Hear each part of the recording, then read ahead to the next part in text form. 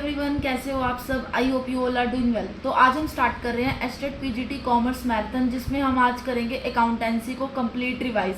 तो चलिए बिना सेकंड वेस्ट करे स्टार्ट करते हैं।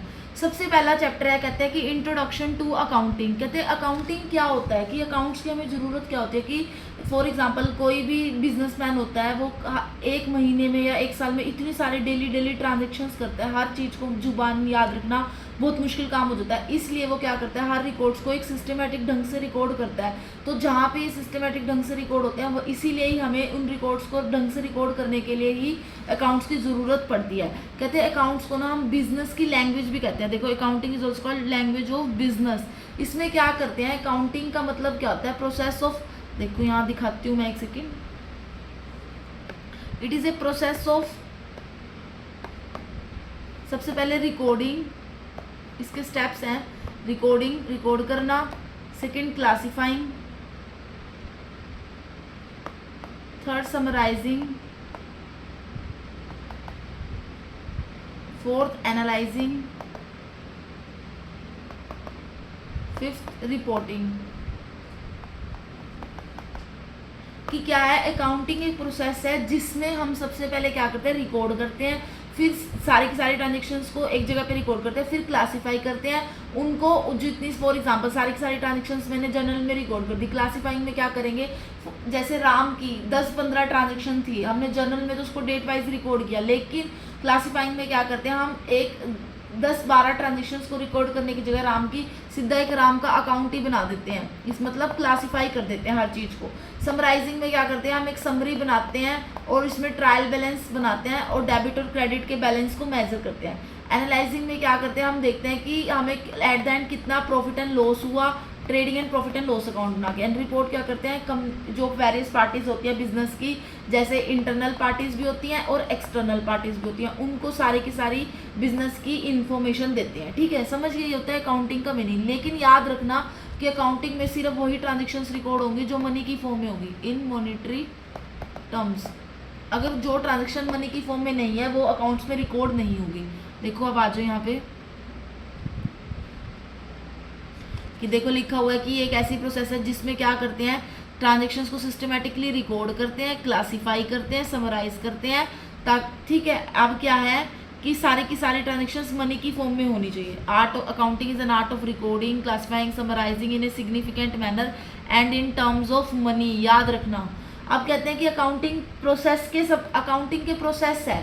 सबसे पहले मैंने स्टार्टिंग में बताया, सबसे पहले हम आइडेंटिफाई करेंगे कि कौन कौन सी फाइनेंशियल ट्रांजेक्शन है। जब मैंने आपको बता ही दिया कि अकाउंट्स में वही ट्रांजेक्शन्स रिकॉर्ड होंगी जो मनी की फॉर्म में होंगी, जो मनी की फॉर्म में नहीं होंगी वो ट्रांजेक्शन्स रिकॉर्ड ही नहीं होंगी। देखो सबसे पहला स्टेप ही क्या है, हमें आइडेंटिफाई करना कि कौन कौन सी ट्रांजेक्शन फाइनेंशियल है, पैसों की फॉर्म में है, जिसको हम मेजर कर सके। देखो लिखा हुआ है आइडेंटिफाइंग द फाइनेंशियल ट्रांजेक्शन। क्या करेंगे, सबसे पहले हम चेक करेंगे कि हमारी ट्रांजेक्शन पैसे में मेजर हो सकती है या नहीं। अगर वो पैसे से नहीं है तो उसे रिकॉर्ड नहीं किया जाएगा। सेकंड क्या करेंगे, measurement in terms of money. अब हम देखेंगे कि जो ट्रांजेक्शन हमने आइडेंटिफाई करी है उसकी मॉनेटरी वैल्यू को डिसाइड करना। फॉर एग्जांपल जैसे लिखा कि फर्नीचर है, ठीक है, उसकी वैल्यू क्या है, 50,000 रुपये की है, तो ये उसके बाद करेंगे। फिर क्या करेंगे, रिकॉर्डिंग। जब ट्रांजेक्शन्स को हमने पैसों की फॉर्म में मेजर कर लिया, अब उसके बाद हम बिजनेस की बुक्स में एंट्री करेंगे। सबसे पहली बुक जिसे बोलते हैं जर्नल। रिकॉर्डिंग करने के बाद हम क्या करेंगे, क्लासिफाइंग करेंगे। जर्नल के बाद जर्नल में क्या बताया था, जैसे राम की 10-15 ट्रांजेक्शन्स है, शाम की 10-15 ट्रांजेक्शन्स है, तो वो सारी की सारी ट्रांजेक्शन्स मिक्स हो जाती हैं। तो हम क्लासिफाइंग में क्या करते हैं, उनको एक अलग अलग ग्रुप में ट्रांसफर कर देते हैं। जैसे राम का एक अकाउंट ही बना दिया, शाम का अकाउंट बना दिया, और जहाँ पे रिकॉर्ड करते हैं उसे लेजर कहते हैं। ठीक है, कि परचेज का एक जगह, कैश का अकाउंट एक जगह, राम का अकाउंट एक जगह। फिर समराइजिंग में क्या करते हैं, हम एक समरी की फॉर्म में बना देते हैं ताकि सबको समझ आ सके। इसमें हम trial balance, profit and loss और बैलेंस शीट बनाते हैं। फिर एनालाइजिंग एंड इंटरप्रिटेशन में क्या करते हैं कि हम फाइनल रिपोर्ट्स को अच्छे से एनालाइज करते हैं। हमें पता चलता है कि हमें एट द एंड क्या प्रॉफिट हुआ और क्या लॉस हुआ और क्या चेंजेस हमें करने हैं। ठीक है, उसके बाद क्या करते हैं, लास्ट स्टेप कम्युनिकेट करते हैं। किसको कम्युनिकेट करते हैं, हम सारी की सारी रिपोर्ट्स को, मैंने बताया था 2 पार्टीज होती हैं, इंटरनल और एक्सटर्नल। इंटरनल में कौन कौन आएगा, ओनर, मैनेजर्स, ठीक है, मैनेजमेंट। एक्सटर्नल में कौन आ गया, बैंक्स, गवर्नमेंट, पब्लिक, कॉम्पिटिटर्स। ठीक है, ये सारी की सारी बातें हैं अकाउंटिंग की प्रोसेस में। फिर उसके बाद बता रखा है आपको कि बुक कीपिंग क्या होता है, अकाउंटेंसी क्या होता है, अकाउंटेंसी, इनके बीच में डिफरेंस। कहते हैं कि बुक कीपिंग में तो हम सारी की सारी सिर्फ ट्रांजेक्शन्स को रिकॉर्ड करते हैं और सिर्फ क्लासिफाई करते हैं, जर्नल और लेजर का ही काम होता है। लेकिन अकाउंटिंग में क्या होता है कि हम रिकॉर्ड तो करते करते हैं, उनको क्लासिफाई भी करते हैं, लेकिन समराइजिंग और एनालाइजिंग भी और कम्युनिकेशन भी, लोगों को बताते भी हैं कि हमारी रिपोर्ट में क्या हुआ। देखो कि बुक कीपिंग में तो सिर्फ लिखा हुआ है कि आइडेंटिफाई, सबसे पहले पता करेंगे बुक कीपिंग में कि कौन सी ट्रांजेक्शन मनी की फॉर्म में है, फिर उनको मेजर करेंगे, रिकॉर्ड करेंगे और क्लासीफाई करेंगे। लेकिन अकाउंटिंग में क्या करेंगे, ये तो करेंगे साथ में समराइजिंग, एनालाइजिंग और communicating to various interested parties.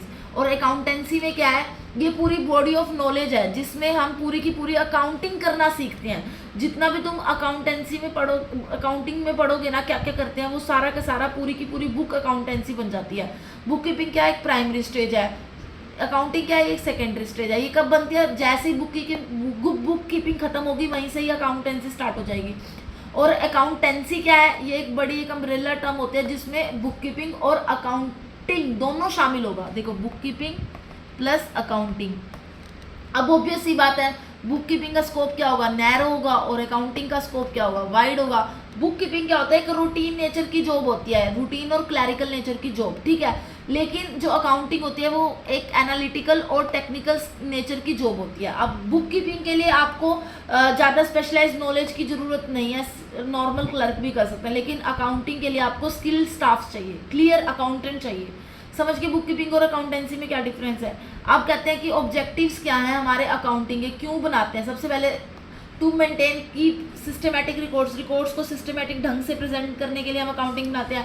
Calculate profit and loss, कि हमारा कितना प्रॉफिट एंड लॉस हुआ, ठीक है। और एक रीजंस फाइंड आउट करने के लिए प्रॉफिट एंड लॉस क्यों हुआ, to find out reasons, exact reasons for profit and loss, ठीक है। फाइनेंशियल पोजीशन का पता लगाने के लिए कि हमारी बिजनेस की में कितनी एसेट्स हैं, हमारी बिजनेस की कितनी लाइबिलिटीज है, किसका क्या देना है, ये सारा हम अकाउंटिंग से ही पता लगाते हैं। और क्या करते हैं, यूजर्स को इन्फॉर्मेशन देते हैं, communication to various interested parties. अब नेक्स्ट टॉपिक है, कहते हैं ब्रांचेस क्या है अकाउंटिंग की। 5 ब्रांचेस है। फर्स्ट होता है फाइनेंशियल अकाउंटिंग। फाइनेंशियल अकाउंटिंग में क्या करते हैं हम, प्रॉफिट एंड लॉस अकाउंट बनाते हैं, बैलेंस शीट बनाते हैं, ठीक है। ये आपकी 11th एंड 12th में लगती है बुक पूरी। कॉस्ट अकाउंटिंग में क्या करते हैं हम, पर यूनिट कॉस्ट प्रोडक्ट निकालते हैं, per unit cost of the product. For example एक पेन की पर यूनिट कॉस्ट निकालने कि एक पेन कितने रुपए में बिकेगा, इसमें हम कॉस्ट अकाउंटिंग में ये करते हैं। फिर उसके बाद आती है मैनेजमेंट अकाउंटिंग। मैनेजमेंट में अकाउंटिंग में क्या करते हैं हम, इसमें देखते हैं कि हम फ्यूचर में अकाउंटिंग को कैसे मैनेज करेंगे, प्लानिंग करके, बजटिंग, डिसीजन मेकिंग, ये सब करके करते हैं। इसके अलावा 2 और पार्ट्स होते हैं, एक होता है टैक्स अकाउंटिंग और एक होता है सोशल रिस्पॉन्सिबिलिटी अकाउंटिंग। ये 5 ब्रांचेस होती है मेनली। टैक्स में आप सारी की सारी टैक्स से रिलेटेड अकाउंटिंग की डिटेल पढ़ते हो, जैसे इनकम टैक्स में जीएसटी वगैरह। सोशल रिस्पॉन्सिबिलिटी में क्या होता है, जैसे बिजनेस हमारे सोसाइटी के रिसोर्सेज को यूज़ कर रहा है तो उसके बदले में सोसाइटी को भी तो कुछ देगा, तो वो कुछ अपने पैसे जो भी बिजनेस करता है उसको कुछ हिस्सा एनजीओस वगैरह में डोनेट करता है। तो जहाँ पे भी ये सारी की सारी ट्रांजेक्शन्स रिकॉर्ड होगी वो सोशल रिस्पॉन्सिबिलिटी अकाउंटिंग के लिए। अब कहते हैं कि users of accounting information. Starting में बताया कि 2 यूजर्स होते हैं, इंटरनल यूजर और एक्सटर्नल यूजर। इंटरनल यूजर में क्या होता है कि बिजनेस के अंदर के लोग होते हैं, जैसे ओनर्स, मैनेजमेंट, एम्प्लॉयज, ये सारे के सारे आगे। एक्सटर्नल में क्या होता है, बिजनेस के बाहर के लोग, जैसे banks, financial institution, creditors, investors, governments, public, investors, government, public, competitors. Clear, ये थे आपका फर्स्ट चैप्टर। उसके बाद नेक्स्ट में क्या है कि बेसिक अकाउंटिंग टर्म्स। एसेट्स क्या होती हैं, कि वो सारी चीज़ें जो बिजनेस की ओनरशिप में और फ्यूचर में बिजनेस को इकोनॉमिक बेनिफिट देगी, उसको बोलते हैं हम एसेट। जैसे कैश, लैंड एंड बिल्डिंग, जो हमें फ्यूचर में हमारे बिजनेस को बेनिफिट देगी। लाइबिलिटी क्या होती है, कि वो अमाउंट जो बिजनेस के बाहर के लोगों के फ्यूचर में चुकानी होती है। जैसे मैंने किसी से उधार लिया तो मुझे उनको पे करना है, तो वो लाइबिलिटीज होगी कि मेरे को कितने लोगों को उधार देना है। कैपिटल जो हम बिजनेस में इन्वेस्ट करते हैं बिजनेस को शुरू करने के लिए, उसको कैपिटल बोलते हैं। रिवेन्यू क्या होता है, कि गुड्स को जो मार्केट में बेच के या कस्टमर को कोई सर्विस देके जो भी हम रेगुलर बिजनेस से हमें पैसा मिलता है उसको हम रिवेन्यू बोलते हैं। एक्सपेंस क्या होता है, कि बिजनेस को चलाने और रिवेन्यू को जनरेट करने के लिए जो भी खर्चे होते हैं उसको एक्सपेंस बोलते हैं, जैसे रेंट, सैलरीज देना, इलेक्ट्रिसिटी बिल, कॉस्ट वगैरह पे करना। डेटर्स क्या होते हैं, ये वो लोग होते हैं जो कंपनी जिन्हें बिजनेस उधार पे चीज़ें बेचती है ताकि और उनसे पैसा फ्यूचर मिल सके। जिनको कंपनीज फ्यूचर उधार में बिजनेस पैसे चीज़ें बेचती है उसको डेटर कहते हैं। और क्रेडिटर वो सप्लायर जिनसे बिजनेस ने उधार पे सामान खरीदा होता है। याद रखना, डेटर्स में तो जिसको सामान पे उधार पे देती है, क्रेडिटर में जिससे सामान उधार पे लेती है। गुड्स क्या होती है कि वो प्रोडक्ट या आइटम जिसे बिजनेस रेगुलर ट्रेड करता है उसको हम गुड्स कहते हैं। आगे है हमारा चैप्टर, बिल्कुल फटाफट, परसों आपका एग्जाम है, फटाफट हम पूरी अकाउंटिंग को कंप्लीट रिवाइज करेंगे। कहते हैं नेक्स्ट चैप्टर है आपका कि कुछ प्रिंसिपल्स होते हैं अकाउंटिंग के जिन्हें फॉलो करना ही करना पड़ता है। ठीक है, एक वर्ड होता है गैप। गैप की फुल फॉर्म कई बार एग्जाम में पूछ लिया जाता है। गैप क्या होता है? जनरली एक्सेप्टेड अकाउंटिंग प्रिंसिपल्स को हम गैप बोलते हैं। ठीक है, अब कहते हैं कि ये कुछ रूल्स होते हैं, लॉज होते हैं जो फॉलो करने ही करने पड़ते हैं अकाउंटेंट को। अब देखो यहाँ मैंने बोल ही रखा है कि एस्टेट पीजीटी का हॉट पॉइंट है कि गैप में भी दो होते हैं। एक होता है अकाउंटिंग कंसेप्ट जिसे अजम्पशंस भी बोलते हैं, और एक होता है अकाउंटिंग प्रिंसिपल्स। अब आते हैं कि अकाउंटिंग में फर्स्ट प्रिंसिपल आता है हमारा, एक सेकेंड,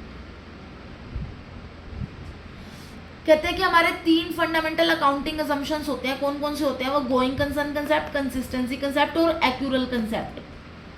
अब यहाँ पे पढ़ते हैं हम अकाउंटिंग प्रिंसिपल। सबसे पहले क्या होता है कि बिजनेस एंटिटी कंसेप्ट। ये कहता है कि बिजनेस और ओनर की एक सेपरेट एंटिटी, खुद की एक अलग अलग पहचान होती है। देखो लिखा हुआ है कि business is unit is treated as completely separate and distinct entity from its owner. दोनों अलग अलग होते हैं। अगर कहते हैं कि ओनर अपनी कैपिटल बिजनेस में लेके आया तो उसको एक बिजनेस की ना लायबिलिटी मान जाता है कि बिजनेस को उसका उधार चुकाना है। ठीक है, अगला कहते हैं मनी मेजरमेंट कंसेप्ट। ये कहता है कि वही ट्रांजेक्शन रिकॉर्ड होगी अकाउंटिंग जो मनी की फॉर्म में होगी। अगर मनी की फॉर्म में नहीं है तो वो रिकॉर्ड नहीं होगी। फॉर एग्जांपल क्वालिटेटिव एलिमेंट्स, किसी लगा लो मैनेजिंग डायरेक्टर की हेल्थ खराब होगी, किसी की एफिशिएंसी खराब हो रही है, डिस्प्यूट्स हो रहे हैं, तो ये चाहे बेशक उनसे कितना भी लॉस हो रहा हो लेकिन वो बुक्स ऑफ अकाउंट में रिकॉर्ड नहीं होगी। ये बात। थर्ड आता है कहते हैं अकाउंटिंग पीरियड कंसेप्ट। कहते हैं कि हर एक बिजनेस की ना, मतलब लगा लो अगर बिजनेस ऐसे चलता रहे, एट द एंड हम प्रॉफिट एंड लॉस निकाले तो पता नहीं बिजनेस कितना चलता रहेगा। तो जो बिजनेस मैन होते हैं वो चाहते हैं कि हमें एट द एंड पता चले कि हमें कितना प्रॉफिट हुआ कितना लॉस हुआ। इसके लिए एक पीरियड कंसेप्ट बना देता कि 1 साल का। अब इस सबका अलग अलग होता है। कईयों का होता है 1 जनवरी से 31 दिसंबर, और कईयों का होता है 1 अप्रैल, फाइनेंशियल ईयर भी बोलते हैं 1 अप्रैल से 31 मार्च। देखो यूजली 12 मंथ्स का होता है। To determine result at regular point, कि हमें हर टाइम पता चलता रहे कि हमारे बिजनेस को कितना प्रॉफिट हो रहा है कितना लॉस हो रहा है। अगला कहते हैं कॉस्ट कंसेप्ट या हिस्टोरिकल कंसेप्ट। ये कहते हैं कि जो एसेट्स होती है ना उनको जो जितने पे खरीदा ना उसी में ही रिकॉर्ड करो। An asset is ordinary recorded in loss at the price it पे टू एक्वायर इट। जितने में उसको खरीदा था उतने में ही उसको रिकॉर्ड करना है। इसको हिस्टोरिकल कॉस्ट कंसेप्ट भी कहते हैं। ड्यूल एक्सपेक्ट प्रिंसिपल कहता है कि हर एक ट्रांजेक्शन के 2 इफेक्ट होते हैं। अगर कोई चीज़ डेबिट हो रही है तो दूसरी क्रेडिट भी होगी। देखो लिखा हुआ है, डबल एंट्री सिस्टम पे बेस्ड होता है। इसकी इक्वेशन जो होते हैं asset is equal to liabilities plus capital. मतलब कि अगर एक से पैसा गया है तो दूसरे पे पैसा आएगा भी। देखो यहाँ लिखा हुआ है every debit must have an equal and corresponding credit. अगला आता है रिवेन्यू रिकॉग्नाइजेशन कंसेप्ट, या इसको रियलाइजेशन कंसेप्ट भी कहते हैं। ये तब कहता है कि जैसे टाइटल ऑफ ओनरशिप ट्रांसफर हो गई ना तभी ही रिवेन्यू रिलीज हो गया। देखो revenue is deemed to earn and recognized when the legal या title of ownership of good is transferred to buyer या when services are fully rendered, पैसे मिलने पे नहीं। नेक्स्ट प्रिंसिपल क्या कहता है? मैचिंग कंसेप्ट, कि जिस साल से एक्सपेंसेस हुए उसी साल की इनकम से मैच करना है। देखो expenses incurred in accounting period must be bear directly against the revenue during the exact period. अगला कहता है फुल डिस्क्लोजर प्रिंसिपल। कहता है कि सारी की सारी डिटेल्स कंप्लीटली डिस्क्लोज कर दो, फुली की फुली डिस्क्लोज कर दो, कुछ भी मत छुपाओ। तभी तो जो जैसे कॉन्टीजेंट लाइबिलिटी होती है वो बैलेंस शीट के फुटनोट्स में दी जाती है ड्यू टू दिस प्रिंसिपल। देखो कह रहा है financial statement must be completely transparent and disclose all material and relevant fact that influence the financial judgement. और देखो एग्जांपल बता रहा है current liabilities are shown in footnote due to this principle. अगला कहते हैं मटेरियलिटी कंसेप्ट। ये इसका बिल्कुल फुल डिस्क्लोजर का एक्सेप्शन है। फुल डिस्क्लोजर कहता है कि सारी की सारी इन्फॉर्मेशन चाहे कुछ भी है, छोटी से छोटी बड़ी से बड़ी सारी बातें डिस्क्लोज करनी है। लेकिन मटेरियलिटी कंसेप्ट क्या कहता है कि सिर्फ जो ओनली रेलिवेंट इन्फॉर्मेशन को ही डिस्क्लोज करो, इरेलीवेंट इन्फॉर्मेशन को डिस्क्लोज करने की जरूरत नहीं है। देखो यहाँ लिखा हुआ है आइटम्स और फैक्टर दैट हैव इनसिग्निफिकेंट या irrelevant do not disclose separately, या इग्नोर भी कर सकते हैं।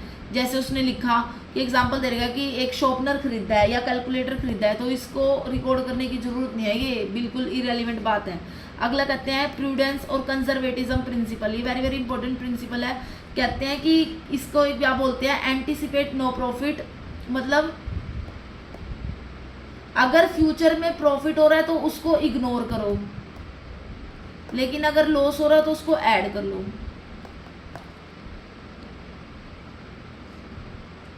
जैसे इसके एग्जांपल दे रखे हैं, valuation of closing stock, provision for doubtful debts, ये सारे के सारे आते हैं। फिर आपको कुछ अकाउंटिंग स्टैंडर्ड्स पढ़ने पड़ेंगे। अकाउंटिंग स्टैंडर्ड्स देखो ये पूछ लिया जाता है, अकाउंटिंग स्टैंडर्ड बोर्ड कब एस्टैब्लिश हुआ था, 1977 में। फिर इंडियन अकाउंटिंग स्टैंडर्ड्स हैं, ये सारे के सारे स्टैंडर्ड्स आपको पढ़ने पड़ेंगे, ये लर्न करने वाले ही काम है। कहते हैं जैसे अकाउंटिंग स्टैंडर्ड 26 किसका है, इंटेंजिबल एसेट्स का, वेरी वेरी इंपॉर्टेंट है ये। अकाउंटिंग स्टैंडर्ड 10 किसका है, प्रॉपर्टी प्लांट एंड इक्विपमेंट का, इसको फिक्स एसेट्स में बोलते हैं। 1 किसका है, डिस्क्लोजर ऑफ अकाउंटिंग प्रिंसिपल। 2 किसका, इन्वेंट्री का। आज 7 हो गया कैश फ्लो का, ये सारे के सारे इसमें आ जाएंगे। 9 रिवेन्यू रिकॉग्नाइजेशन। अब कहते हैं ये सारे के सारे अकाउंटिंग स्टैंडर्ड्स एग्जाम में जाने से पहले आप पूरे रिवाइज कर लेना। कहते हैं कि 2 टाइप के अकाउंटिंग बेसिस होते हैं, कैश बेसिस और एक्यूरल बेसिस। कैश बेसिस कहते हैं कि तभी रिकॉग्नाइज होगी जब वो कैश में रिसीव होगी।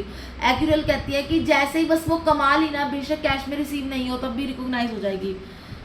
कैश बेसिस कहता है इसको तभी बुक्स में रिकॉर्ड करेंगे जब कैश पेमेंट आएगी, और ये कहता है कि रिकॉर्ड तभी कर देंगे जब वो अक्कर हो गया, चाहे कैश आया हो या ना आया हो। देखो ये कहते हैं कि ये नोट रिकॉग्नाइज्ड है कंपनीज एक्ट 2013 के अंदर, और एक्यूरल है रिकॉग्नाइज्ड है कंपनीज एक्ट 2013 के अंदर। अब नेक्स्ट है कि अकाउंटिंग साइकिल की प्रोसेस वही बताई थी। सबसे पहले क्या होता है जर्नल में ट्रांजैक्शंस, देखो अकाउंटिंग साइकिल।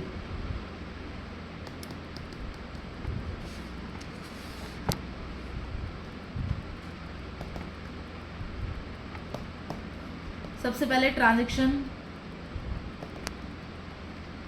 जर्नल में रिकॉर्ड होगी। देखो यहाँ से ऐसे दिखा रही हूँ स्टेप बाय स्टेप।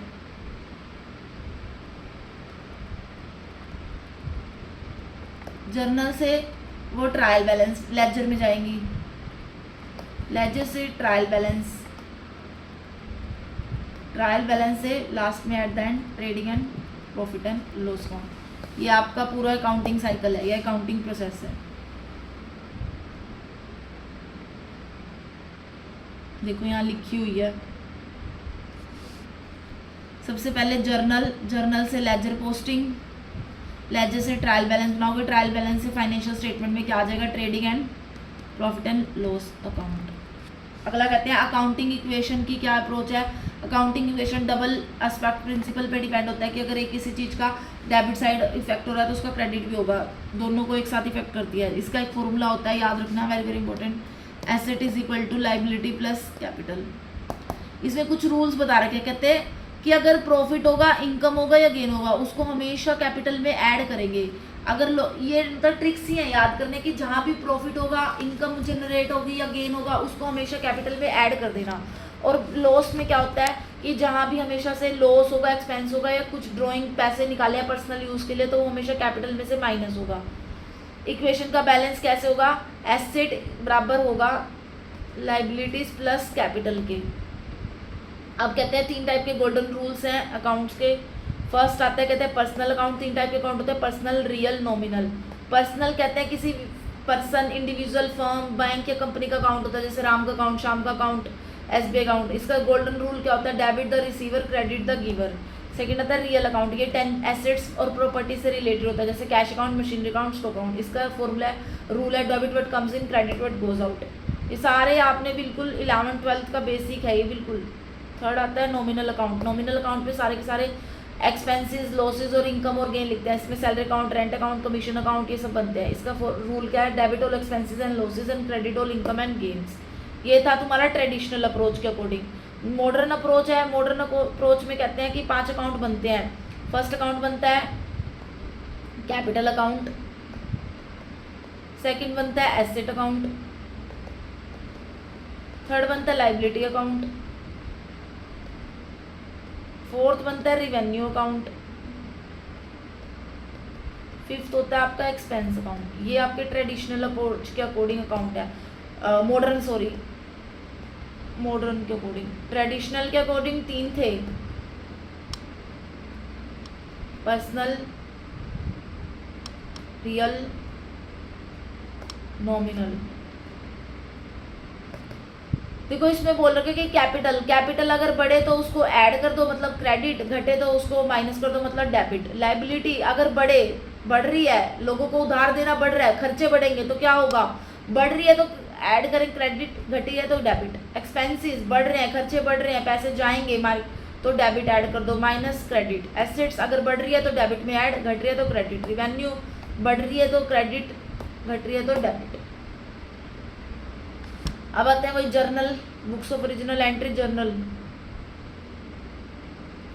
क्या होता है, प्राइमरी बुक होती है हमारी सबसे पहली, जहाँ पे हम ट्रांजेक्शन्स, देखो प्राइमरी बुक जहाँ पे हम ट्रांजेक्शन को सबसे पहले क्रोनोलॉजिकल ऑर्डर में रिकॉर्ड करते हैं, डेट वाइज। जैसी फॉर एग्जाम्पल अगर 1 को ट्रांजेक्शन हुई है तो आप 1 को रिकॉर्ड करोगे, 1 के बाद अगर सीधा 7 को हो रहा है तो आप सीधा 7 को ही रिकॉर्ड करोगे। अब कहते हैं जर्नल की कुछ सब्सिडरी बुक्स होती हैं, परचेज बुक, सेल्स बुक। देखो हमारी कितनी सब्सिडरी बुक्स होती है, 8। Purchase, cash book. Subsidiary books का यूज़ कब होता है, कहते हैं जब हमारा बिजनेस बहुत ज़्यादा बड़ा हो जाता है और जर्नल बिजनेस का साइज बड़ा होता है, सारी की सारी एंट्रीज जर्नल में रिकॉर्ड नहीं लिखी जाती, इम्पॉसिबल हो जाते हैं, तो हम उसको सब्सिडरी बुक्स में डिवाइड कर देते हैं। अब सब्सिडरी बुक्स कौन कौन से होते हैं, फर्स्ट होता है कैश बुक, सारी की सारी कैश की और बैंक की ट्रांजेक्शन आप कैश बुक में रिकॉर्ड करते हैं। परचेज बुक, सारी की सारी गुड्स परचेज करिए, कैश हो या क्रेडिट हो, सारी की सारी परचेज बुक में सारी की सारी क्रेडिट परचेज की अकाउंट रिकॉर्डिंग होती है। सेल्स बुक में सारी की सारी क्रेडिट सेल्स की होती है। परचेज रिटर्न में कि जो सामान खरीदा था उसको वापस कर दिया, कुछ खराब की वजह से खरीदे गए सामान को जब कोई वापस कर देता है तो उसके लिए परचेज रिटर्न बुक बनती है। सेल्स रिटर्न, बेचे गए सामान में से जब कस्टमर वापस कर देता है उसके सेल्स रिटर्न बनती है। और एक वैसे बिल्स रिसेवेबल बुक भी बनती है, एक बिल्स पेबल बुक भी बनती है। फिर जो ट्रांजेक्शन कहीं नहीं रिकॉर्ड होती, किसी भी बुक में नहीं आती, वो जर्नल प्रॉपर में आती है, जैसे depreciation, opening entries of bad debts, ये सारी की सारी ये सब्सिडरी बुक्स हैं आपकी, ठीक है। उसके बाद क्या है, लेजर। कहते हैं कि जर्नल या सब्सिडरी बुक्स में एंट्री के बाद आप एक कहते हैं जर्नल और में हर चीज़ को क्लासिफाई कर देते हो, तो हर एक का इंडिविजुअल अकाउंट्स बनता है। जैसे कैश का अलग अकाउंट बनेगा, परचेज अलग अकाउंट, राम का अलग अकाउंट, शाम का अलग अकाउंट। जिस इंडिविजुअल अकाउंट में ट्रांसफर कहते हैं उसे लेजर बुक कहते हैं। यहाँ पे पोस्टिंग की जाती है, ट्रांसफर के प्रोसेस को पोस्टिंग कहते हैं। लेजर को एक और नाम से बोलते हैं प्रिंसिपल बुक।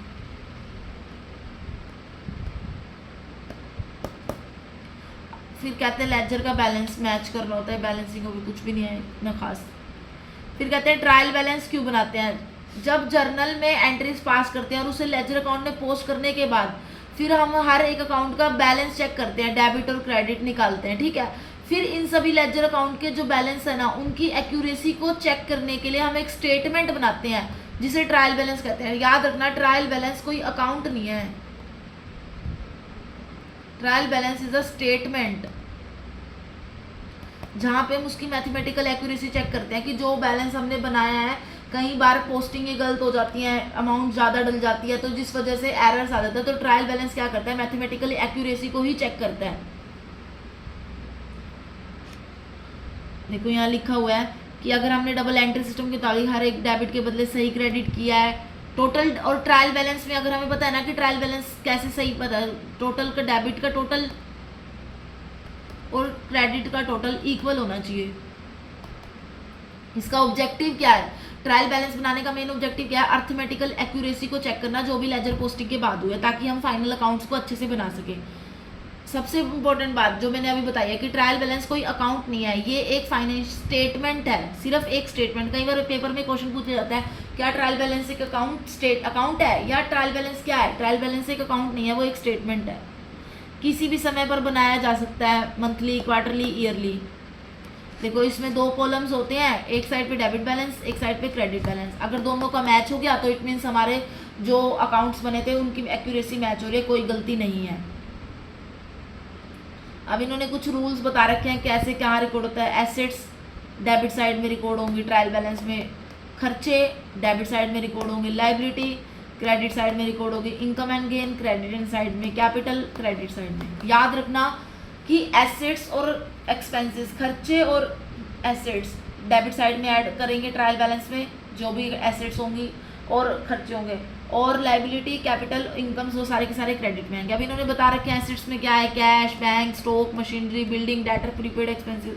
एक्सपेंसेस में इन्होंने बता रखे खर्चे, रेंट, सैलरी, परचेजेस, कुछ खरीदा, डेप्रिसिएशन और बैड डेट्स। लाइबिलिटी में creditors, bank loans, bills payable, outstanding expenses. Income में सेल होगी, इंटरेस्ट मिल गई कहीं से, कमीशन रिसीव होगी, डिस्काउंट रिसीव होगा। कैपिटल में जो ओनर की कैपिटल जो खुद इन्वेस्ट करता है बिजनेस पे, लेकिन उसमें से ड्राइंग को माइनस किया जाता है। ड्राइंग क्या होता है, जब ओनर अपने पर्सनल यूज़ के लिए बिजनेस में से कुछ पैसे निकाल लेता है। जहाँ ये मैच होंगे तो मतलब एक्यूरेसी है। उसके बाद कहते हैं कि कुछ एरर्स आ जाती हैं ट्रायल बैलेंस के एग्रीमेंट में। अब वो दो टाइप की एरर होती है, एक एरर होती है जो ट्रायल बैलेंस को इफेक्ट करती है, एक एरर होती है जो ट्रायल बैलेंस को इफेक्ट नहीं करती। जो एरर ट्रायल बैलेंस को अफेक्ट करती है, मतलब कि जो ट्रायल बैलेंस का बैलेंस को मैच नहीं होने देती, मतलब टोटल ऑफ डेबिट और टोटल ऑफ क्रेडिट मैच नहीं होने देती, वो एरर होती है जो ट्रायल बैलेंस को अफेक्ट करती है। कैसे? जैसे रॉन्ग पोस्टिंग करनी थी, डेबिट साइड कर दी क्रेडिट साइड, तो ये रॉन्ग पोस्टिंग होगी तो बैलेंस कहाँ से मैच होगा? कास्टिंग एरर कहते हैं कि टोटल करते वक्त ही कैलकुलेशन में गलती कर दी तो भी कहाँ से बैलेंस मैच होगा। अगला कहते हैं पार्शियल ओमिशन, कुछ आधी चीज करनी भूल गए। जैसे जर्नल एंट्री में तो पूरी एंट्री पास कर दी, लेकिन लेजर में रिकॉर्ड करते हुए सिर्फ एक अकाउंट में करा। जैसे करना था मशीनरी खरीदी, मशीनरी टू कैश करना था, सिर्फ मशीनरी में कर दिया पेमेंट, पैसों की एंट्री, लेकिन कैश अकाउंट में तो करी नहीं, तो जिस वजह से क्या होगा, बैलेंस मैच ही नहीं होगा। तो ट्रायल बैलेंस का जब मैच ही नहीं हो रहा तो वो क्या हो रहा है, एरर हो रही है जो ट्रायल बैलेंस को अफेक्ट कर रही है। अब कुछ एरर्स होती है जो ट्रायल बैलेंस को अफेक्ट नहीं करती, मतलब जो मैच हो बराबर, ऐसा कोई यानी होए ना होए ट्रायल बैलेंस का जो एट द एंड है टोटल होगा वो मैच होगा। कौन कौन सी? जैसे एरर ऑफ कंप्लीट ओमिशन, पूरी की पूरी एंट्री भूल गए, ना जर्नल में करी, ना सब्सिडरी में करी, ना ही लेजर में करी। जब कहीं करी नहीं तो बैलेंस तो सेम ही आएगा, कोई फर्क ही नहीं पड़ेगा। सेकंड है एरर ऑफ प्रिंसिपल, कहते हैं कि प्रिंसिपल का यूज ही गलत कर दिया। मशीनरी खरीदी थी एसेट पर, उसे परचेज अकाउंट में डेबिट करना था, बैलेंस तो ठीक है, कहीं डेबिट कर दिया पर किसी और नाम से कर दिया। कंपनसेटिंग एरर, एक जगह पे एंट्री राम के अकाउंट में 100 रुपये क्यों नहीं थी, शाम के अकाउंट में 1000 क्यों नहीं थी, उल्टा कर दिया, शाम के में 1000 कर दिया, राम के में 100 कर दिया, कोई फर्क तो पड़ा ही नहीं। ठीक है। एरर ऑफ कमीशन, गलत अमाउंट लिख देना दोनों साइड पे। हाँ, दोनों साइड पे, अगर एक साइड पे लिखते तो ट्रायल बैलेंस का बैलेंस मैच नहीं होता एट द एंड, लेकिन अगर दोनों साइड लिख दिए तो ट्रायल बैलेंस का बैलेंस मैच हो जाएगा। ठीक है। अब कहते हैं कि सस्पेंस अकाउंट क्या होता है, कहते हैं जब अकाउंटिंग एट द एंड, जब हम ट्रायल बैलेंस का टोटल मैच नहीं हो रहा तो हम, और हमें अकाउंट्स भी जल्दी बनाने होते हैं, तो इसके लिए ना जो डिफरेंस आता है ना, हम उसको एक नाम से बना देते हैं, एक अकाउंट में डाल देते हैं, जिसको बोलते हैं हम सस्पेंस अकाउंट। अगर डेबिट साइड कम पड़ रही है तो डिफरेंस को डेबिट साइड में सस्पेंस अकाउंट लिख के मैच कर देंगे, क्रेडिट साइड कम कर रही है तो क्रेडिट साइड में सस्पेंस अकाउंट लिख के मैच कर देंगे। और जब हमें लगेगा कि हम फ्यूचर में उसको एक चैप्टर होता है रेक्टिफिकेशन ऑफ एरर, जो आगे पढ़ेंगे, अगर हमें फ्यूचर में जब वो गलतियां मिल जाएंगी तो फिर हम उस एंट्री को जो पास करें सस्पेंस अकाउंट को क्लोज कर देंगे, वो एंट्री को सही करके। क्लियर कि सस्पेंस अकाउंट क्या होता है, कि जब भी at the end trial balance का बैलेंस मैच नहीं होता और हमें फाइनल अकाउंट्स बनाने की जल्दी होती है, तो जहाँ भी बैलेंस की कमी होगी हम उसी साइड में सस्पेंस अकाउंट नाम करके वो बैलेंस को मैच कर देंगे, और जैसे फ्यूचर में वो गलतियाँ रेक्टिफाई होंगी तो सस्पेंस अकाउंट को क्लोज कर देंगे। अब देखो यही कह रहे हैं कि रेक्टिफिकेशन ऑफ एरर्स, वही कहते हैं कि जब भी अकाउंटिंग प्रोसेस है, ह्यूमन है, गलतियां तो करेगा ही, गलतियां होनी स्वाभाविक है, तो अब उसको कैसे करेंगे, जब हम रेक्टिफाई करेंगे, जब ट्रायल बैलेंस का बैलेंस मैच नहीं होगा तो मैंने कहा था सस्पेंस अकाउंट में डल जाएगा, तो अब उनको फ्यूचर में गलतियों को रेक्टिफाई करना है। तो वही दो टाइप की गलतियां होती हैं। सबसे पहले एरर ऑफ ओमिशन, जब कोई ट्रांजेक्शन पूरी तरह से या आधे पार्ट से करना, रिकॉर्ड करना भूल जाएं।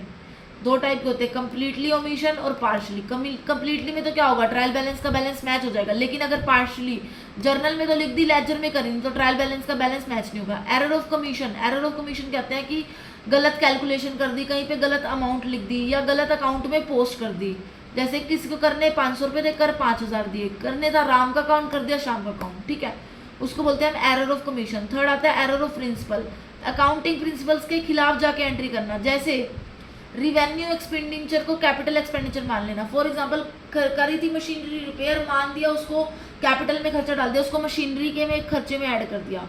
कंपनसेटिंग एरर, कंपनसेटिंग एरर क्या आता है, जब दो या दो से ज़्यादा गलतियाँ इस तरह हो जाएं कि एक दूसरे को कंपनसेट कर दे। फॉर एग्जांपल एक अकाउंट में 50 से कम डेबिट होता है और बी के अकाउंट में 50 से ज़्यादा का डेबिट हो गया, तो दोनों ने एक दूसरे को कंपनसेट कर दिया।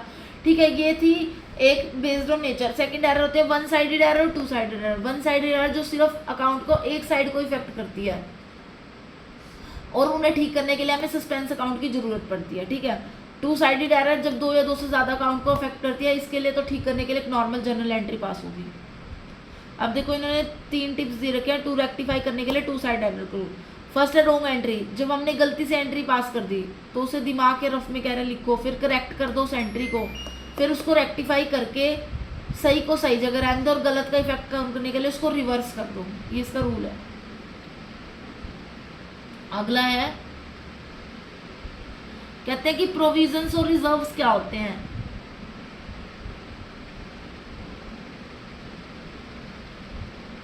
कहते हैं कि बिजनेस में ना फाइनेंशियल साउंडनेस को तैयार रखने के लिए, फ्यूचर में लॉसेस या एक्सपेंसेस से बचने के लिए हमने वो कंसेप्ट पढ़ा था, प्रूडेंस कंसेप्ट यार। ठीक है, इस कंसेप्ट में क्या करते थे कि सारे के सारे लॉसेस को ऐड कर दो और प्रॉफिट्स को इग्नोर कर दो। तो इसके लिए हम प्रोविजंस और रिजर्व्स तैयार करते हैं। प्रोविजंस क्या होते हैं, प्रोविजंस ना नॉन लाइबिलिटी के लिए होते हैं, मतलब हमें जो हम पैसे इकट्ठे करें हमें पता है कि फ्यूचर में ये चीज़ होगी जिस पे हम पैसे लगाएंगे। ठीक है, देखो किसी हमें फ्यूचर में लॉस के बारे में पहले ही पता है, उसके लिए अगर हम पैसे निकाल के बिजनेस में रख रहे हैं तो उसको प्रोविजन कहते हैं। जैसे provision for depreciation, provision for doubtful debts, provision for discounted debtor, provision for taxation. और सबसे इंपॉर्टेंट बात, ये चार्ज अगेंस्ट प्रॉफिट होता है प्रोविजंस। अब बात आते हैं रिजर्व की। रिजर्व क्या होता है, ये अननोन लॉसेस के लिए होता है। हमें नहीं पता फ्यूचर में कोई भी लॉस हो सकता है, तो हम सारे के सारे प्रॉफिट को डिस्ट्रीब्यूट करने के बजाय कुछ पैसा बिजनेस में रख लेते हैं, ताकि अगर फ्यूचर में मुझे कुछ लॉस हो रहा है तो मैं उसको लिए मेरे पास पैसे हों और मेरी फाइनेंशियल, देखो लिखा एमरजेंसी से हम निपट सके। लिखा ही हुआ है कि डिविडेंड को पूरे रूप में ना बांट के बिजनेस में फ्यूचर के लिए बचा के रखते हैं, ताकि अगर कोई अननोन एमरजेंसी आ रही है तो हम उससे निपट सके। लेकिन ये क्या होता है, देखो प्रोविजन सबसे डिफरेंस बड़ा क्या है, प्रोविजन नॉन लाइबिलिटी के लिए होता है या नॉन लॉसेस के लिए होता है, जिसका पता है कि हमें फ्यूचर में ये चीज़ का लॉस तो होगा ही होगा, और ये चार्ज अगेंस्ट प्रॉफिट होता है। लेकिन रिजर्व के बारे में हमें नहीं पता कि अननोन लाइबिलिटी के लिए होता है। ठीक है, इसके लिए ये एप्रोप्रिएशन आउट ऑफ प्रॉफिट होता है।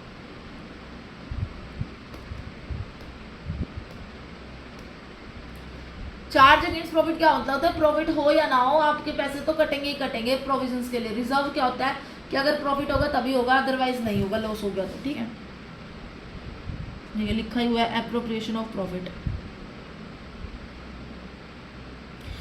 रिजर्व्स के type, general reserve, capital reserve, contingency reserve, secret reserves, ये सारे हैं। सबसे इंपॉर्टेंट डिफरेंस क्या है प्रोविजंस और रिजर्व्स के बीच में, सबसे पहले तो बता दिया मैंने कि प्रोविजन नॉन लाइबिलिटी के लिए होता है, देखो लिखा हुआ है, और रिजर्व क्या होता है अननोन लाइबिलिटी के लिए, unknown future needs. Reserves charge against profit होता है, प्रोविजन चार्ज अगेंस्ट प्रॉफिट होता है, रिजर्व्स एप्रोप्रिएशन ऑफ प्रॉफिट होता है। मतलब कि कंपलसरी है चार्ज अगेंस्ट प्रॉफिट का मतलब, तो चाहे प्रॉफिट हो या लॉस हो। लेकिन रिजर्व क्या है, made only when there is a profit, profit होगा तभी होगा। इफेक्ट क्या होता है प्रॉफिट पे, ये नेट प्रोविजंस क्या करते हैं, नेट प्रॉफिट को रिड्यूस कर देते हैं, क्योंकि डेबिट साइड आते हैं प्रॉफिट एंड लॉस अकाउंट में, जैसे provision for depreciation, provision for taxation, discount on debtors, ये सारे एक्सेट्रा। रिजर्व क्या होते हैं, ये डिविजिबल प्रॉफिट्स को रिड्यूस करते हैं। कहते हैं कि provisions can never be invested outside the business, लेकिन रिजर्व्स को इन्वेस्ट किया जाता है आउटसाइड बिजनेस के। यूजर्स ऑफ डिविडेंड कहते हैं can not be use for distribution of dividend, लेकिन जनरल रिजर्व्स को हम डिविडेंड के लिए यूज कर सकते हैं। अब इन्होंने टाइप्स बता रखे हैं रिजर्व के दो, फर्स्ट आता है रिवेन्यू रिजर्व, सेकंड आता है कैपिटल रिजर्व। रिवेन्यू रिजर्व जो नॉर्मल ट्रेडिंग एक्टिविटीज या नॉर्मल ऑपरेटिंग एक्टिविटीज के लिए बनाए जाते हैं, देखो लिखा हुआ ये वो रिजर्व्स होते हैं रिवेन्यू रिजर्व्स जो बिजनेस की नॉर्मल ऑपरेटिंग प्रॉफिट्स से बनाए जाते हैं। General reserve, specific reserve. General reserve क्या होते हैं, जो किसी स्पेसिफिक काम के लिए नहीं होते, जनरल यूसेज के लिए होते हैं। याद रखना, जनरल रिजर्व जो किसी स्पेसिफिक काम, नाम से ही पता चल रहा है, जो जनरली यूज होते हैं। स्पेसिफिक रिजर्व जो किसी स्पेसिफिक काम के लिए पर्पस के लिए बनाए जाते हैं, ठीक है, जैसे workman compensation reserve, investment fluctuation fund, debenture redemption reserve, ये सारे के सारे स्पेसिफिक रिजर्व हैं। कैपिटल रिजर्व्स क्या होते हैं? ये रिजर्व्स बिजनेस के नॉर्मल प्रॉफिट से नहीं, नॉर्मल ऑपरेटिंग बल्कि कैपिटल प्रॉफिट से बनते हैं, जैसे profit on sale of fixed assets.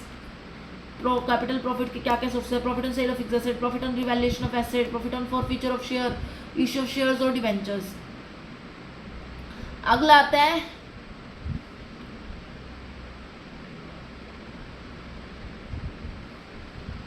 Secret reserves. कहते हैं कि वो रिजर्व्स होते हैं जो बिजनेस की प्रॉफिट और फाइनेंशियल की बैलेंस शीट में कम दिखाकर बनाए जाते हैं ताकि शेयर होल्डर उसे यूज ना कर सके, मतलब कम दिखाए जाते हैं अमाउंट पर एक्चुअल में ज़्यादा होते हैं, उसको सीक्रेट रिजर्व्स कहते हैं, ठीक है। अब अगला है financial statements of A company. कहते हैं हर एक कंपनी की फाइनेंशियल स्टेटमेंट बनाई जाती है फाइनेंशियल पोजीशंस को चेक करने के लिए, ठीक है। पहले तो कंपनीज एक्ट 2013 के according balance sheet part 1 schedule 3 पहले तो टी शेप के फॉर्मेट बनते थे, ठीक है, कंपनीज एक्ट 1956 में। जैसे कंपनी एक्ट 2013 आया था, टी शेप की बजाय वर्टिकल फॉर्म में बैलेंस शीट और प्रॉफिट एंड लॉस अकाउंट के बनने पड़ गए थे। अब आपको बैलेंस शीट और प्रॉफिट एंड लॉस का पूरा फॉर्मेट लर्न करना पड़ेगा। देखो दो साइड होती है, equity side, equity and liability, और एसेट साइड। इक्विटी में 4 हेड्स होते हैं, share holder fund, share application money, pending allotment, non current liability और current liability. Share holder fund में कौन कौन सी चीजें ऐड होती हैं? Share capital, equity share, preference share, reserves and surplus. Reserve and surplus में क्या क्या आएगा? General reserve, security premium reserve, revaluation reserve, money received against share warrants. फिर आता है share application money, pending allotment. Third में आता है non current liability. Non current liability में फर्स्ट आता है long term borrowings. Long term borrowings में debentures, bank loan, public deposit, ये सारी चीजें याद करने की हैं। सेकंड आता है deferred tax liability. Other long term liability में ट्रेड पेबल्स। ट्रेड पेबल कौन सा होता है? जो payable after 12 months. Long term provisions में प्रोविजन फॉर एम्प्लॉय बेनिफिट्स जैसे कैश ग्रेचुटी, लीव एनकैशमेंट। फिर आता है करंट लायबिलिटी। करंट लायबिलिटी में short term borrowing, short term में bank overdraft, cash credit, short term loans, trade payables, sundry creditor, bills payable. Other current liability में unpaid dividend, calls in advance, outstanding expenses. Short term provision में provision for tax और propose dividends. फिर उसके बाद आता है asset का head. इसमें नॉन करंट एसेट और करंट एसेट। नॉन करंट में लॉन्ग टर्म एसेट्स होती हैं, जैसे इसमें आती हैं property, plant, equipment. Intangible asset में land, building, machinery, computer. Intangible में कौन कौन सी आती है? Goodwill, patent, trademark, computer software. Capital, work in progress, intangible asset under development. Non current investments, फिर इसमें long term loans and advances. Current asset में आती है करंट इन्वेस्टमेंट में, current investment, short term investment, marketable securities.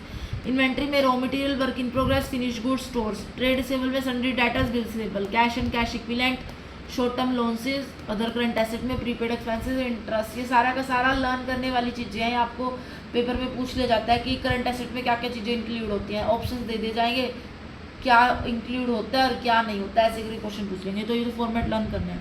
फिर profit and loss का format है schedule 3 part 2 में आता है। पार्ट 1 में बैलेंस शीट है, पार्ट 2 में प्रॉफिट एंड लॉस है। ये भी वर्टिकल फॉर्म में होता है, टी शेप में नहीं होता। इसमें मेन फर्स्ट आता है रेवेन्यू फ्रॉम ऑपरेशंस, फिर other income, total revenue, expenses. Expenses में cost of material consumed, cost of inventory of finish goods, employ benefit expenses, depreciation, amortisation, other expenses, ये सारे के सारे आ जाते हैं, ठीक है। जैसे देखो इन्होंने पूछ रखा है, क्वेश्चन आ जाता है कई बार लूज टूल्स कहाँ पे आते हैं, तो हमें पता होना चाहिए। लूज टूल्स करंट एसेट्स में इन्वेंट्री में आते हैं, सब हेडिंग्स। कहते हैं लूज टूल्स मेजर हेडिंग क्या है? करंट एसेट्स में आएंगे और सब हेडिंग इन्वेंट्रीज के अंदर। Debentures, debentures major heading non current liability में मिलेंगे और मिलेंगे कहाँ? लॉन्ग टर्म बोरोइंग्स में। सिक्योरिटी प्रीमियम कहाँ मिलेंगे? शेयर होल्डर फंड में और रिजर्व एंड सरप्लस के कॉलम में। Calls in advance current liability में, अदर करंट लायबिलिटी में। ये सारे के सारे क्वेश्चन ऐसे पूछ ले जाते हैं।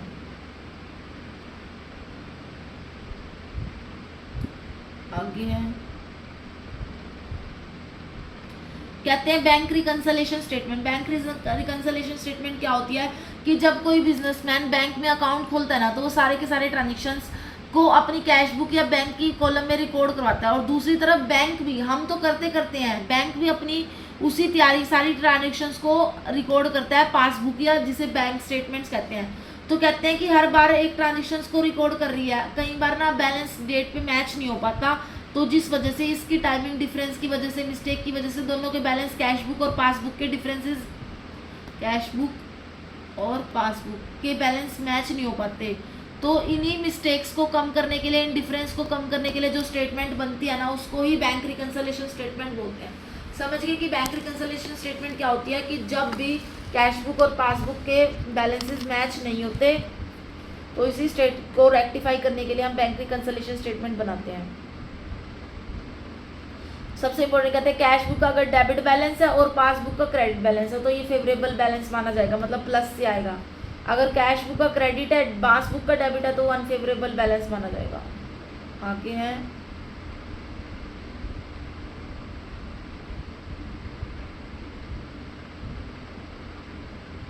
नेक्स्ट आपका पार्टनरशिप। पार्टनरशिप क्या होता है? पार्टनरशिप एक रिलेशनशिप होता है बिटवीन टू और मोर देन 2 पर्सन जो एग्री करते हैं प्रॉफिट शेयर को और फ्यूचर प्रॉफिट और शेयर्स को डिस्ट्रीब्यूट करने के लिए, ठीक है। लिखा हुआ पार्टनरशिप एक्ट सेक्शन 4 है, इंडियन पार्टनरशिप एक्ट है 1932। क्या है? पार्टनरशिप एक रिलेशन है बिटवीन पर्सन जो एग्री करते हैं to share the profit of a business carried on by all and any of them acting for all. Features क्या है इसके? 2 या 2 से ज़्यादा पर्सन होते हैं। कंपनीज एक्ट 2013 के अकॉर्डिंग मिनिमम 2 होने चाहिए और मैक्सिमम 50 होने चाहिए।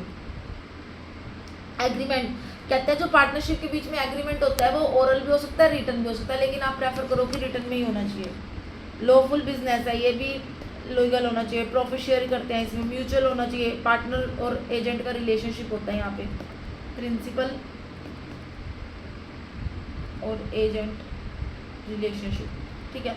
फिर पार्टनरशिप डीड क्या होता है? पार्टनर्स के बीच में होने वाले एग्रीमेंट को हम पार्टनरशिप डीड कहते हैं। वही ये ओरल भी हो सकता है, रिटन भी हो सकता है, पर आप प्रेफर करो रिटन। इसमें ना बिजनेस के सारे terms and conditions like nature of business, ठीक है, number of partners, time duration, किसने कितनी कैपिटल इन्वेस्ट करी है, कौन कितनी ड्राइंग ले रहा है, कौन कितने प्रॉफिट शेयरिंग रेशो, सारे की सारी चीज़ें डिटेल्स में लिखी जाती हैं। आप कहते हैं वेरी वेरी इंपॉर्टेंट कौन कौन से रूल्स हैं जो एब्सेंस होते हैं इन पार्टनरशिप में। सबसे पहले प्रॉफिट शेयरिंग इक्वल बांटो। अगर पार्टनरशिप डीड का एग्रीमेंट एब्सेंट है तो सबसे पहले प्रॉफिट एंड लॉस जो भी होगा उसको इक्वल रेशो में बांटो। Interest on no interest on capital, कोई भी इंटरेस्ट ऑन कैपिटल मिलेगा।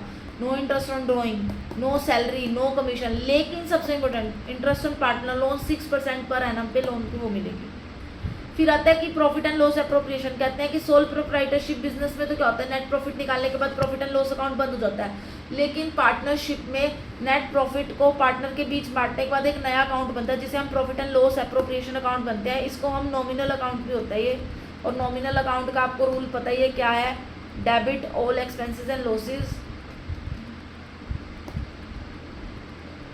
And credit all income and gains, ठीक है। फिर इसमें देखो क्या है, प्रॉफिट एंड लॉस है debit particulars amount debit particular. Debit side में आप लिखोगे to interest in capital, to partner salary, partner commission, reserves.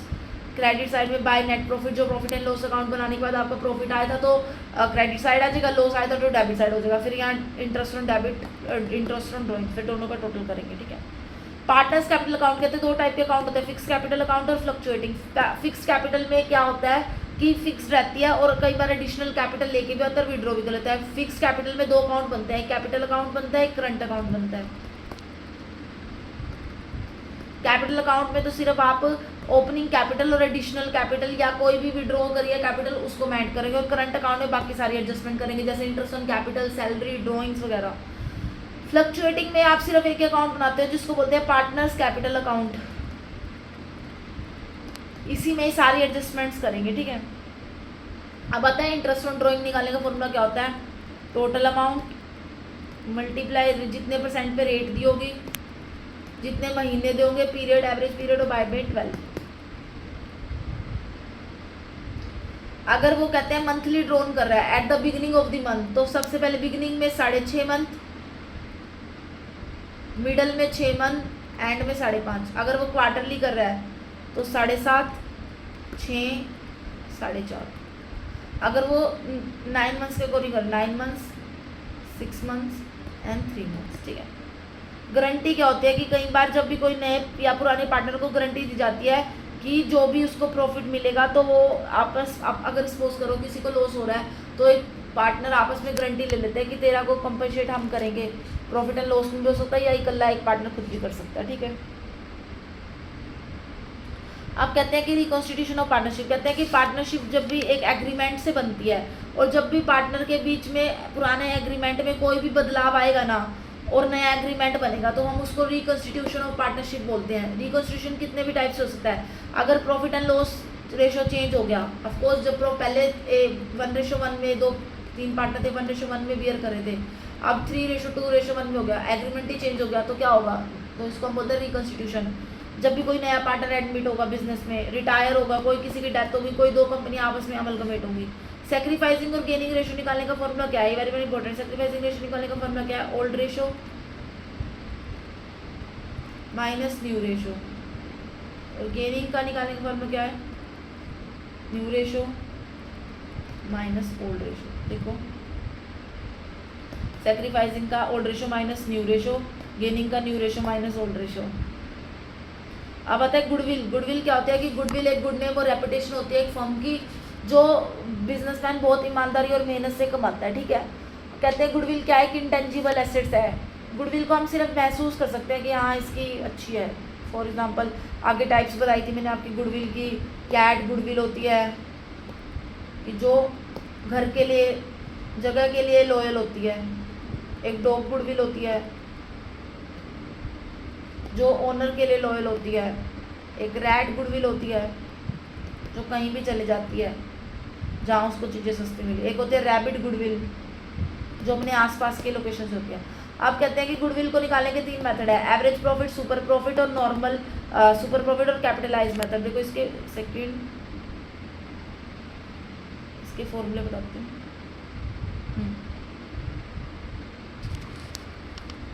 सबसे पहले आता है एवरेज प्रॉफिट मेथड की गुडविल, एवरेज प्रॉफिट की गुडविल निकालने का मतलब। गुडविल कैसे निकलेगा, average profit multiply number of year purchased.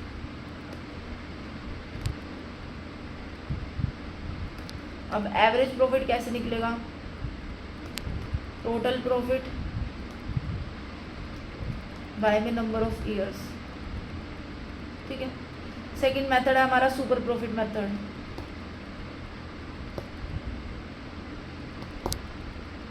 Super profit method में गुडविल कैसे निकलेगी, super profit multiply number of year purchased. Super profit कैसे निकलेगा, average profit minus normal profit.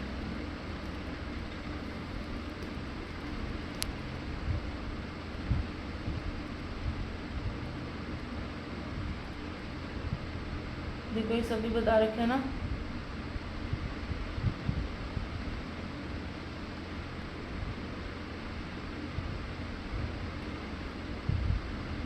Capital normal profit, capital employed multiply normal rate of return by में 100, ठीक है। Third method आता है कैपिटलाइज मेथड। ये भी 2 टाइप के होते हैं, capitalise value of average profit, capitalise value of super profit. Super profit में कैसे निकलेगा, super profit multiply 100 by normal rate of return. और average profit capitalise value of average profit minus, देखो लिखा हुआ है